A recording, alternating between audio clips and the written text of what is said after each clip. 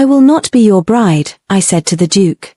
The contract was on the wrong side of the botanical sketches, which was the first problem, and the Duke of Ashbourne was on the wrong side of the argument, which was the second, and Rosalind Voss had approximately no patience left for either. "Move it," she said, not looking up from the peony study she was finishing, her pen still moving. "You've put it directly on top of the root system diagram and the ink isn't dry. Miss Voss." The Duke's voice had the quality of a man exercising considerable restraint. "The contract. I see the contract." She shifted it herself, with 2 careful fingers at the corner, and set it aside. "I'm choosing not to engage with it until I've finished this line, because if I lift my pen now the stem will be wrong and I've redrawn it 4 times already." A silence followed that had weight and temperature. Rosalind finished the line, set down her pen, and looked up. The Duke of Ashbourne stood on the other side of the library table with his arms at his sides and his jaw set and the expression of a man who had expected this to be simple. He was tall, dark-coated, impeccably dressed, with the kind of face that would have been handsome if it had been arranged into anything other than its current configuration of controlled displeasure. He was 34. He was, as all of London knew, notoriously difficult, privately brilliant, publicly unapproachable, and entirely unmarried, which the same London attributed variously to pride, coldness, and what one particularly creative dowager had described as an inability to tolerate other people existing in his vicinity. Rosalind had formed her own opinion in approximately 8 minutes. "Your Grace," she said, folding her hands on top of the peony study with the deliberate patience of someone who has decided to be extremely clear. "I will not be your bride." He blinked. It was the first involuntary thing she had seen him do. "You haven't read the terms." "I don't need to read the terms. The terms are irrelevant to my objection." "Your objection," he repeated. "My objection," she confirmed, "is not financial. My objection is not social. My objection is that you are the man who, 20 minutes ago, picked up my specimen of Peonia lactiflora and referred to it as a poppy." She gestured at the jar on the left side of the table. "That is a poppy. This," she touched the pressed specimen, "is a peony. They are as different as a carriage horse and a hunting dog, and a man who cannot tell them apart has no business presenting me with a marriage contract in my father's library." The Duke looked at the poppy. He looked at the peony. Something moved across his face that might, in a better light, have been embarrassment. "I am not a botanist," he said. "No," Rosalind agreed. "You are not. Which is precisely why you need one." She pulled the contract across the table and read it properly, with the focused speed of a woman who had been reading her father's legal documents since she was 12. She reached the 3rd clause. "This is about the patent." "Yes. The Royal Botanical Patent my father spent 16 years acquiring, which covers drainage methodology for waterlogged land, which he left to me." She set the contract down. "You need it because your ancestral estate is, what was the word your solicitor used in the letter?" "Saturated," the Duke said, with the expression of a man swallowing something unpleasant. "Saturated." Rosalind nodded. "Which is a polite way of saying that Ashbourne Park is actively becoming a marsh, and will be uninhabitable within 3 years unless someone with a genuine understanding of subsurface drainage and soil alkalinity does something about it." She looked at him. "Your solicitor came to me first, incidentally. Before you did. He asked whether I would simply sell the patent. I declined. I know. That is why I'm here. And your solution was to marry me. It seemed efficient." "Efficient." She looked at him for a moment with the particular expression she reserved for people who had surprised her in a direction she hadn't anticipated. "You proposed marriage to a woman you've never met because you needed her intellectual property and decided acquisition was simpler than collaboration. When you phrase it like that, how would you prefer I phrase it?" He was quiet. She gave him a moment and then stood, because sitting put her at a disadvantage in terms of the room's spatial dynamics, and she had learned early that spatial dynamics mattered when you were 19 and the person across from you was both a duke and a full head taller. "Hello, lovely. If you're enjoying this tale of hidden beauty and unexpected love, I'd be so grateful for a like or subscribe. It helps me bring you more stories where pain shatters and true character shines through. And if you'd like, tell me in the comments where you're watching from. I read every note, and your presence makes these stories come alive. She was not tall. She was not, by society's current enthusiasms, conventionally presented. Her dark hair was pinned up with more efficiency than elegance. There was a small ink stain on her left index finger that she had stopped noticing, and her dress was sensible rather than decorative because she worked in it. But she had her father's eyes, which were very dark and very direct, and she had his mind, which was the sharpest thing in the room, including the pen she'd just set down. "Here is what I know," she said.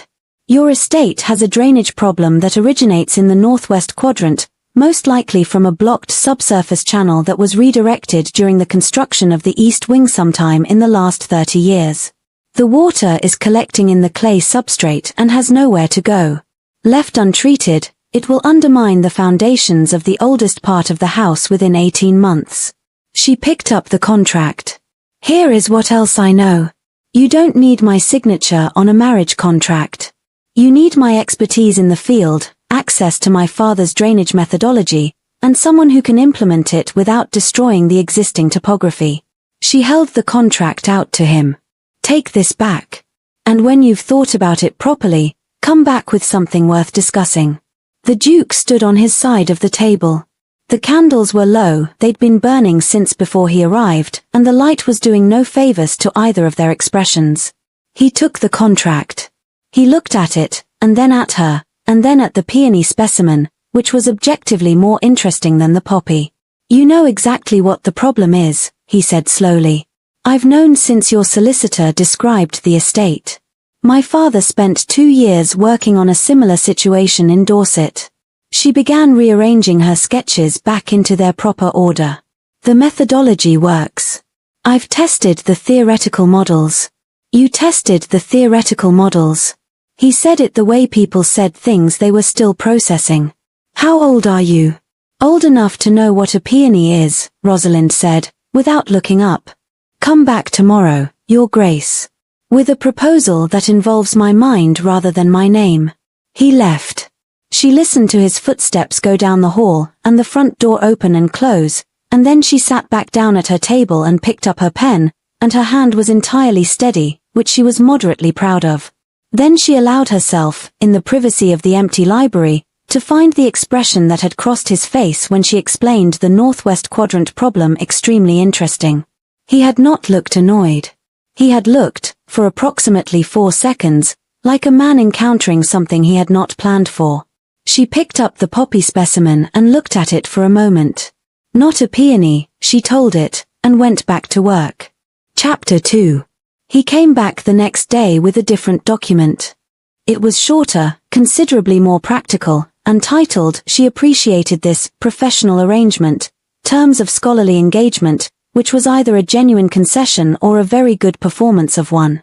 She read it twice, made 3 annotations in the margin with her pen, slid it back across the table, and waited while he read her corrections. He read them. He did not argue with any of them. He signed. She signed. That was how Rosalind Voss came to Ashbourne Park as a visiting scholar, with a trunk of books, a case of instruments, and a cover story that had been constructed with some care because the Dowager Duchess of Ashbourne was already in residence and had the particular territorial quality of a woman who considers all decisions made in her son's house to be, in some essential way, her own. "My mother," the Duke said, on the drive to the estate, "believes you are a distant connection of the Earl of Marlow, recommended by the Royal Society for a study of Somerset soil conditions." "I am not any of those things," Rosalind said. "No." He looked out the window. "She must not know that. What happens if she finds out I'm a parson's daughter from Wiltshire with ink on her hands? She will make your life significantly unpleasant and the arrangement will become difficult to maintain." He turned back from the window. "Can you perform the role of a society-adjacent scholar for the duration?" Rosalind thought about the 3 seasons she had spent at her aunt's house in Bath watching women perform elaborate versions of themselves for audiences that were largely unimpressed, and said, "I can perform most things when the work requires it." He nodded. He looked back out the window. She looked at his profile, the sharp jaw, the composed exterior, the hands that were folded on his knee with a stillness that she was beginning to think was not coldness but control, which was a different thing. "You'll need to not call things poppies," she said. "I am aware of that now," he said, and she detected, very faintly, the dry inflection she was coming to identify as his closest approach to self-deprecation. Ashbourne Park was everything his solicitor's letter had described and more. The house was beautiful old stone, the genuine kind that had absorbed centuries rather than merely suggested them, but the northwest gardens were waterlogged to a degree that had begun to look less like neglect and more like nature reclaiming a decision. The lawn squelched. The rose beds were drowning from below. 2 of the oldest elms had root rot that had come from sustained saturation. Rosalind walked the northwest quadrant on her first afternoon with her notebooks and her measuring instruments and the particular focused energy she could never fully contain when a problem was in front of her. The Duke walked beside her, 2 paces back, watching her work with the expression he'd been wearing since the library, that careful, assessing attention, as if he was revising something. "The channel is here," she said, on her knees in the long grass near the base of the east wing's foundation, pressing her hand into the earth. "Feel." She looked up. He was standing over her, somewhat uncertain about the kneeling. "Your Grace," she said, "the ground will support your weight. Feel the saturation level." He crouched beside her, somewhat stiffly, she noted. The coat was not designed for field work, and pressed his hand into the earth as she had. She watched his face as he registered the water table just below the surface. "That's a blocked channel, yes. There was a redirect here, probably when the East Wing foundations were dug. The original drainage path was never restored." She was already sketching in her notebook. "We need to trace it back 40 feet and cut a new lateral trench to redirect the flow." "How long?" "If the weather holds, 3 weeks. If it doesn't," she looked at the sky, which had the grey particular intention of English November, 4. The weather did not hold. It rained the following Tuesday with the committed thoroughness of weather that has made a decision, and Rosalind was already in the northwest garden by 7 in the morning because the rain actually helped, pressing the soil down and making the saturation pattern visible, and she needed to mark the channel path before the estate's drainage team started digging. She was marking the eastern edge of the trench line when the ground shifted. It was a pocket, a subsurface void where the water had been collecting below a thin layer of topsoil, invisible until weight was applied to it, and she went through it to the knee in one sudden, ungraceful movement, the kind that happened too fast for reaction and left her standing at a 45-degree angle with one leg in and one leg considerably wetter than it had been. "Miss Voss." The voice came from behind her, and she turned enough to see the Duke crossing the lawn with a focused expression, his coat unsuitably clean for the weather. "I'm fine," she said. "You're at an angle." "I'm assessing the pocket depth," she said, which was partly true. He reached her. He looked at the situation with the practical evaluation of a man who had decided not to comment on the angle, which she appreciated. He crouched at the edge of the pocket, got one arm under hers, and pulled. It required more effort than either of them had probably expected. She came out of the mud with a sound that she decided, firmly, was not something she was going to think about again. She found herself standing on solid ground, the Duke's arm still under hers, closer than they had been in the library, considerably muddier than she had been at the start of the sentence. He was very close. She could smell the rain and, underneath it, the cedar and something expensive that was apparently just him, and his coat had mud on the sleeve now, and he was looking at her with the controlled expression that she was becoming able to read well enough to know it was not what was actually happening behind it. "The pocket extends approximately 2 feet, she said. "Which is useful data." He said. "You can let go now." "Yes." He didn't immediately. Then he did, and stepped back, and looked at his mud-coated sleeve with the equanimity of a man making peace with a situation. "Your coat," she said. "It was the wrong coat for the garden," he said. "Why did you wear it?" A pause. "I was going to check on the progress," he said, and she did not pursue this because his tone had the particular quality of a man who has answered a question and would prefer not to examine the answer further. He walked back to the house. She watched him go, rain running down her face, notebook in hand, with the entirely inconvenient awareness that she had been held up by him and had not, for the full duration of it, thought about the drainage channel once. She wrote it in her notebook anyway. Pocket, eastern edge, 2-foot depth, saturated clay substrate. Then, below it, smaller, cedar and rain. Irrelevant. She underlined irrelevant twice and went back to marking the trench line. Chapter 3. The night blooming Sirius opened at 1:30 in the morning, which Rosalind knew because she had been watching it since midnight. It was the conservatory's finest specimen, Selenicerius grandiflorus, 3 years in cultivation, her father's pride originally and now, by the strange logic of how she had come to be at Ashbourne Park, her responsibility. It bloomed for one night only, between midnight and dawn, and she had been tracking the bud's development for 2 weeks. She had her notebook. She had 3 candles. She had a small chemical experiment running on the secondary bench that she was monitoring simultaneously, a soil alkalinity test using the compound her father had developed, which had a known and manageable volatility if the proportions were observed. The proportions required attention. She was recording the Sirius measurements when she heard the door. The Duke appeared in the conservatory entrance with his cravat loose and his coat absent and his hair out of its queue, which was the most undone she had ever seen him, and he looked at her with the expression of a man who had come somewhere specific and is now reassessing whether he had expected to find another person there. Miss Voss. Your Grace. She did not put down her pen. The Sirius is opening.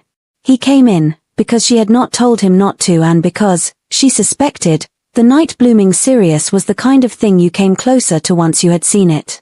He stood beside her bench and looked at the flower, which was extraordinary, wide and white and faintly luminous, with the particular quality of something that only existed because of the dark. I couldn't sleep, he said, which she had not asked. Neither could I, she said, which she had not meant to say. They stood for a moment in the candlelight with the Sirius opening between them, and she pointed out the stamen formation and the nocturnal pollination mechanism, and he listened with the focused quiet she had come to recognize as genuine interest rather than performance, asking questions that confirmed he had actually understood the previous answers. The alkalinity test, she said, returning to the secondary bench, needs a second compound added now. The timing matters. She measured carefully, added the first element, and then looked at her notebook for the second. Hand me the bottle on the left, please. The green glass. He handed her a bottle. She added it. The result was immediate, moderately alarming, and entirely purple. It was not dangerous, she knew this because she had made this particular error once before, at 16, in her father's study, but it was comprehensive. The small vessel produced a soft compression of air and a very enthusiastic cloud of violet-colored vapor that expanded with democratic generosity in all directions, and the Duke of Ashbourne, who had been leaning slightly forward to observe, received the majority of it directly onto his perfectly powdered wig. The silence that followed was considerable. Rosalind looked at him. He looked at the notebook. Then he looked up, and his wig was lavender, and she was pressing her fist against her mouth, and his expression was doing something she had not seen it do before. It cracked. Not slowly, not with any management, it simply gave way to something underneath that was actual and helpless and entirely without its usual composition, and the Duke of Ashbourne laughed. Genuinely, breathlessly, with the quality of a man who has not done it in long enough that his whole face changed shape with it. She laughed too. She couldn't help it. It came up through her chest and out of her, and she set down her notebook and laughed at the purple wig and the conservatory and the night-blooming Sirius and the completely improbable set of events that had resulted in both of them being here at 1:30 in the morning. When they stopped, gradually, with the particular unevenness of laughter that has been real enough to leave a residue, she was aware that they were closer than they had been, and that his expression, even in the aftermath, had not returned to its usual arrangement. He looked different. Open, she thought. Like a room with the window finally raised. That, he said, was the wrong bottle. The right bottle is on the right. She retrieved the actual compound and applied it correctly, with entirely steady hands. The green bottle on the left is the alkaline accelerant. They're similar in size. I should have labeled them more clearly. Or I should have verified before handing it over. Yes. She looked at the now correct test. Shared responsibility. He reached up and removed the wig, which was a sensible decision.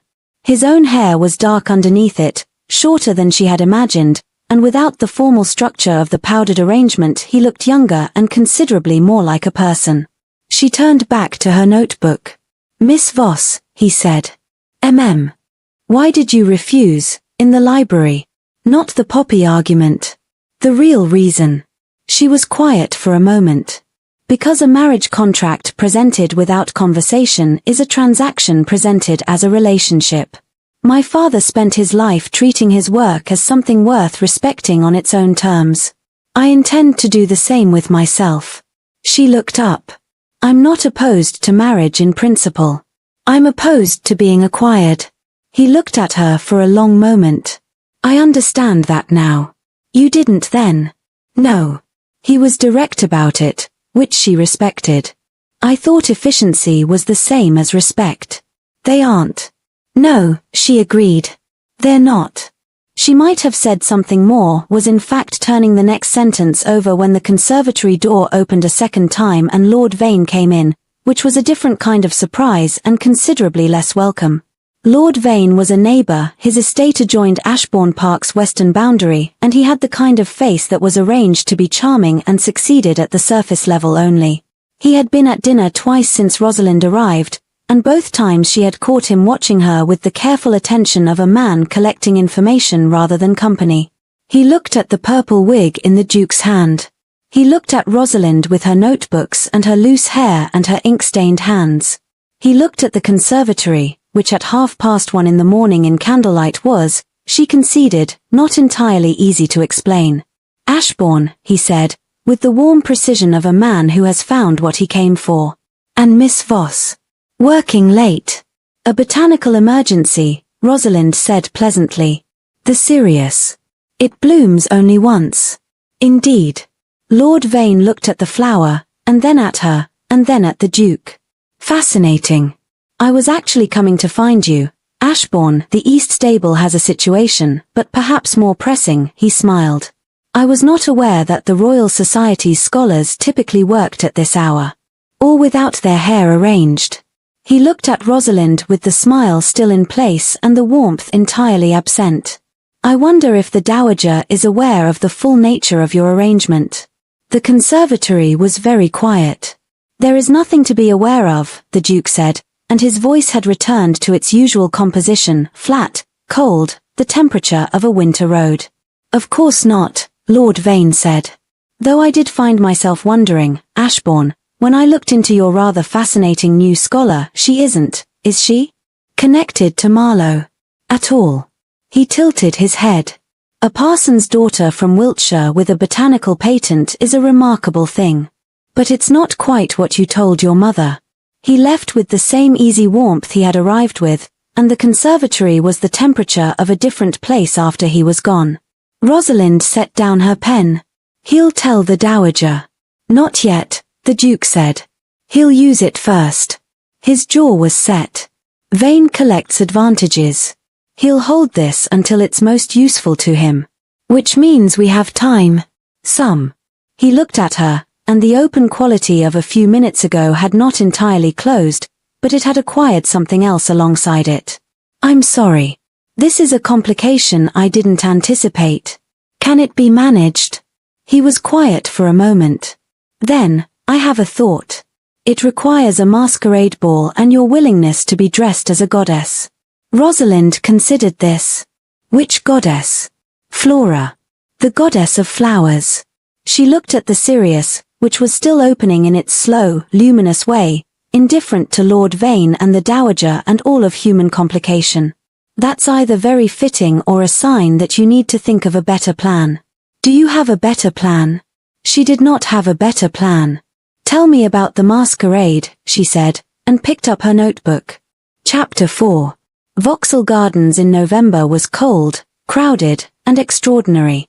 The lanterns were strung through the trees in their thousands, and the music from the central pavilion carried across the paths and the dark walks and the little supper boxes with the quality of something that had been arranged specifically for people who wanted, for one evening, to be someone else entirely. Rosalind had been to Vauxhall twice as a child, both times from the outside looking in. She had never been inside in silk. The costume was Flora, draped white silk, a crown of late autumn flowers, a half-mask in pale gold. Madame Villette had been called in on short notice, with results that Rosalind found slightly alarming when she looked in the mirror, not because they were poor but because they were genuinely good, and she was not entirely used to the person looking back. The Duke was in black, masked, without the powdered wig, which she had not commented on but which she noted. They arrived separately and met at the east gate, which was the arrangement, and he looked at her for a moment in the lantern light with the expression that had been growing behind his controlled surface since the mud pocket in the garden, since the library, since the conservatory at 1:30 with the serious opening and the purple vapor and the laugh she had not expected.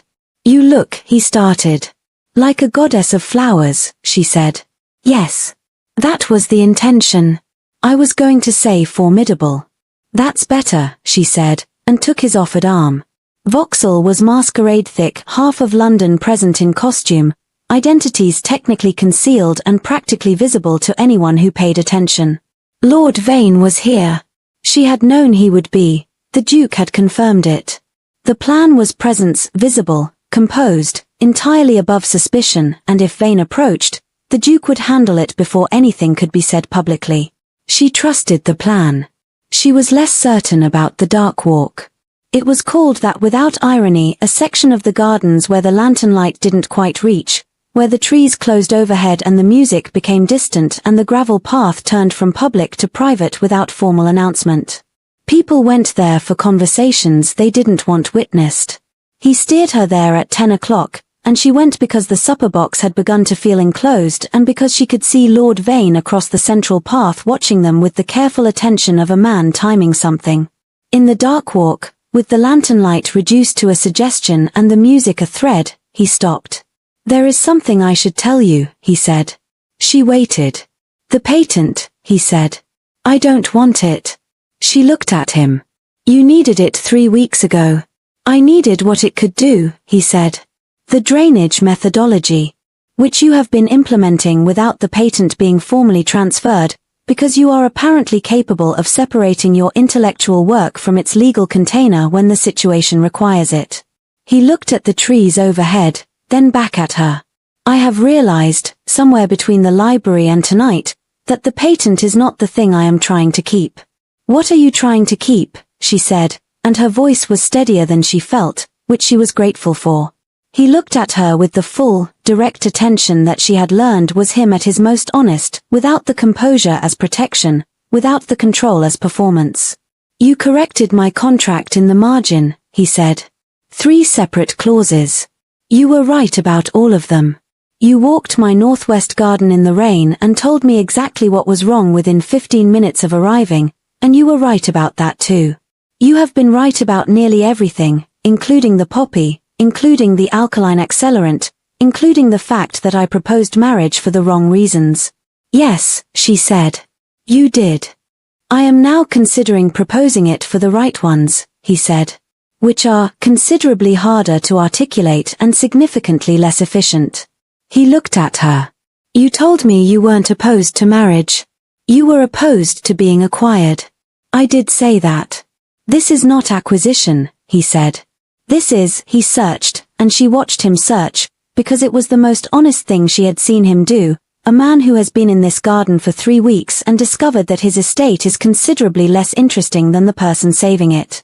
The music from the pavilion drifted through the trees. "Ashbourne. James," he said. "If you're going to refuse me again, I would prefer you do it using my name." "James," she said, and watched something ease in him, "you have the worst possible timing." "I know. Lord Vane is 40 yards away and has been waiting since we turned into this path." "I know that too. So whatever you are working up to." "I love you," he said. Simply, directly, in the same tone he used when he had understood something precisely and saw no reason to arrange it differently. "That is what I am working up to. I love your annotated margins and your mud-stained boots and your incorrect bottle choices and the way you explained the Sirius at 1:30 in the morning as if it was the most important thing in the room, because you clearly believed it was." He paused. I am aware this is not the ideal location. No, she agreed. And that Lord Vane is approaching. She turned. He was 40 yards had become 20, and his smile was the comfortable smile of a man arriving at a moment he had designed. Ashbourne, Vane said, reaching them with the unhurried ease of a man who knows he has the advantage. And the scholar.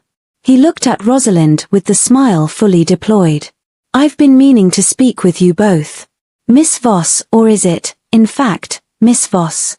Because I've had some difficulty confirming that connection to Marlowe. There is no connection to Marlowe, Rosalind said. Vane's smile widened. Well then. She's my equal, the Duke said. The dark walk went quiet.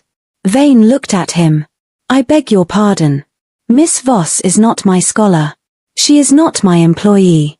He said it clearly, for the dark walk and whoever else was within range, with the flat certainty of a man reading from a document he has prepared and intends to stand by.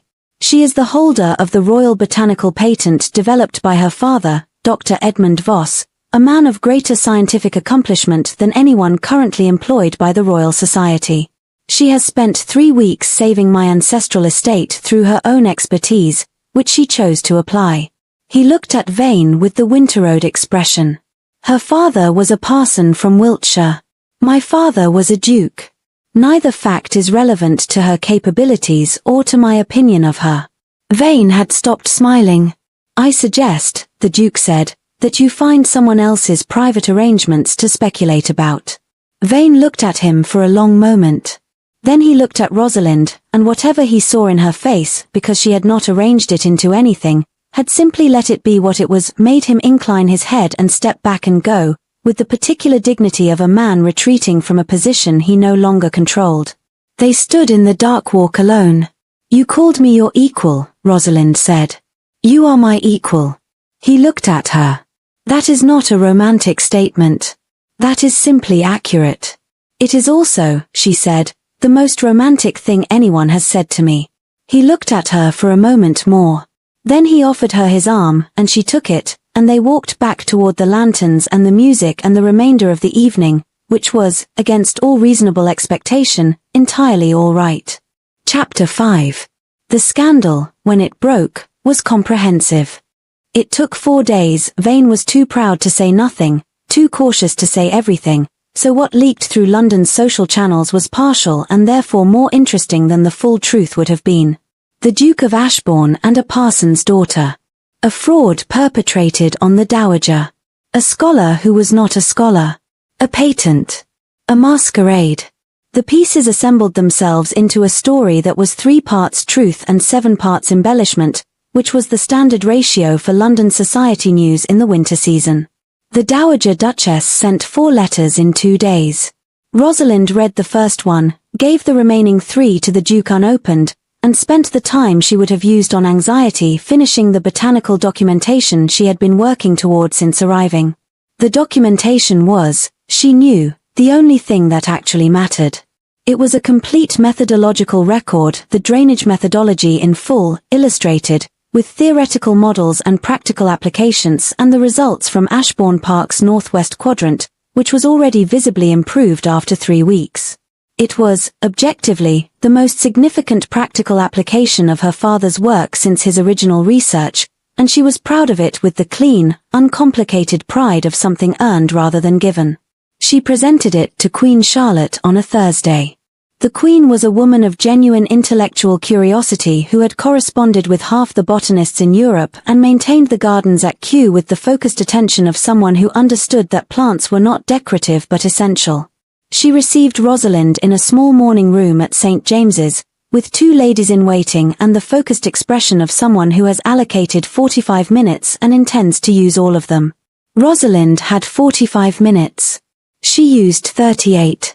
Queen Charlotte read the methodology with the genuine attention of a person who understands what they're reading, asked 7 questions that confirmed this, and looked up at Rosalind with the expression of a woman who had decided something. Dr. Voss's daughter, she said. Yes, Your Majesty. I read his. Rosalind thanked the Queen with appropriate composure, shook hands with both ladies-in-waiting, walked out of St. James's into the thin December light, stood on the pavement, and permitted herself a moment of what she recognized was joy, clean and specific and entirely her own. Then she went back to Ashbourne Park. The library was where it had started, which seemed right.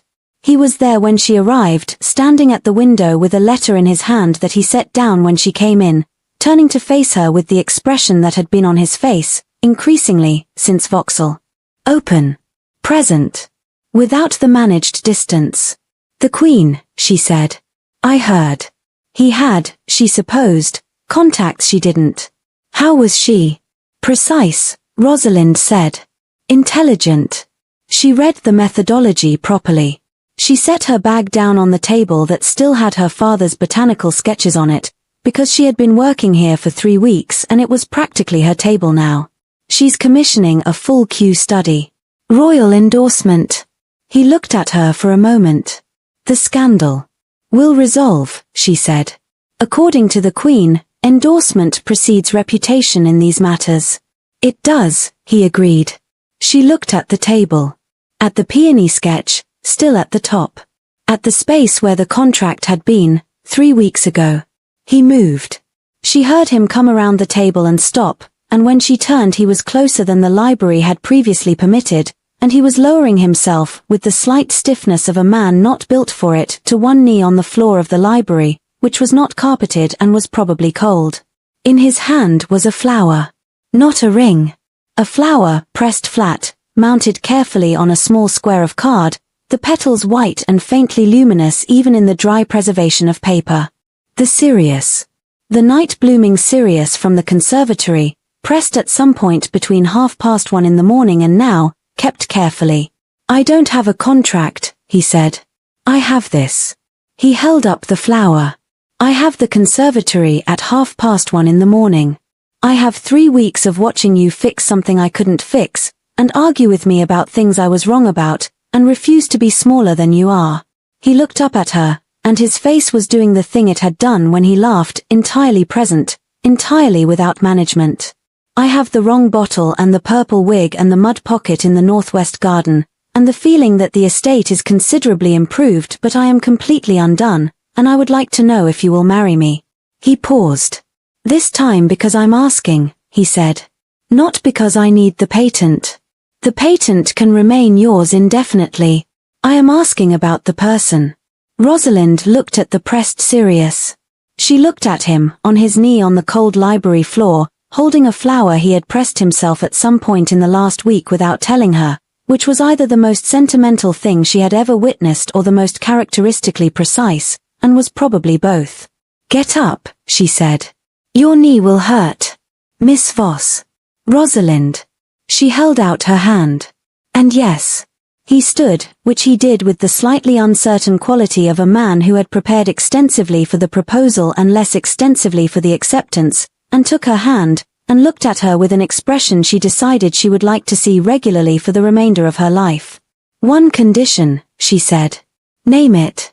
She looked at his hair, which was his own, dark and slightly disordered and entirely itself. The wig, she said. Never again. Something happened at the corner of his mouth, the real version, the one she had been finding since the conservatory. It was ruined anyway, he said. Permanently purple. Good. She looked at the Sirius in his other hand. That's from the night it opened. Yes. He turned it slightly. I pressed it before it closed. I thought, he paused, choosing precisely, it seemed worth keeping. It was only one night, she said. Yes, he agreed, and looked at her. So is this the first time I've asked you correctly? She took the flower from him, carefully, and looked at it white and paper-thin and faintly extraordinary, the way single nights occasionally were. Through the library window, the northwest gardens were visible in the December morning light, and even from here she could see the difference, the ground level, the water receded, the old elms standing in something that was almost dry. 3 weeks' work, her father's methodology, the Duke's land, restored. She was going to fix Q next. She had ideas already. Come and look at the gardens, she said, still holding the Sirius. I live here, he said. I have looked at the gardens. Come and look at them with me. She moved toward the library door. I want to show you what the Northwest Channel will do by spring. And then I want to tell you what I think we should do with the eastern slope, because the drainage pattern there has a secondary problem you haven't noticed yet. Of course it does, he said, and followed her, and the library, which had been the room where she had refused him, and then agreed to him, and now would be the room where both things had happened and been resolved into something better, received the morning light through its old windows and held it, as old rooms do, without comment. Outside, the gardens were cold and clear and recovering. She showed him the channel. He asked questions that confirmed he had been paying attention. She answered them and then told him about the eastern slope, and he listened in the way she had learned was his most real version, focused, present, actually there rather than managing the appearance of being there. At some point she realized they were walking very close together, and that neither of them had done anything about it, and that the northwest garden under the December sky with the cleared drainage channel running quietly at the edge of the lawn was, unexpectedly, an entirely adequate place to be. The eastern slope, he said. How long? 2 weeks. If the weather is reasonable. The weather is rarely reasonable. Then 3. She looked at the horizon, at the line of bare winter trees against the grey-white sky. It will be done before spring. Everything will be done before spring. He was quiet for a moment beside her. Then, Rosalind. Thank you. For coming back. After I showed you a contract instead of a reason. She looked at him. You showed me a contract, she said. I showed you the northwest quadrant. She turned back to the garden. We were both learning what we had to offer. The winter light did what it could with the bare trees and the recovering lawn and the 2 people standing at the edge of the cleared drainage channel, which was not much, but was, in its particular grey and gold English way, enough. The Sirius was still in her pocket. She had not put it down. The endorsement from Queen Charlotte appeared in the London Gazette on the 14th of December, and the scandal became, as predicted, the trend of the season. Everyone suddenly very interested in botany, in drainage methodology, in the remarkable Miss Voss, and in the Duke of Ashbourne who had, apparently, been hiding a capacity for good judgment under 3 decades of composure. The Dowager Duchess required 2 months and a visit to Bath to accept the situation, and accepted it finally because her son was, for the first time in memory, entirely cheerful, which she found suspicious and then decided to be grateful for. The northwest gardens of Ashbourne Park were fully recovered by April. The Kew Commission was published the following year under the name Dr. Rosalind Vane,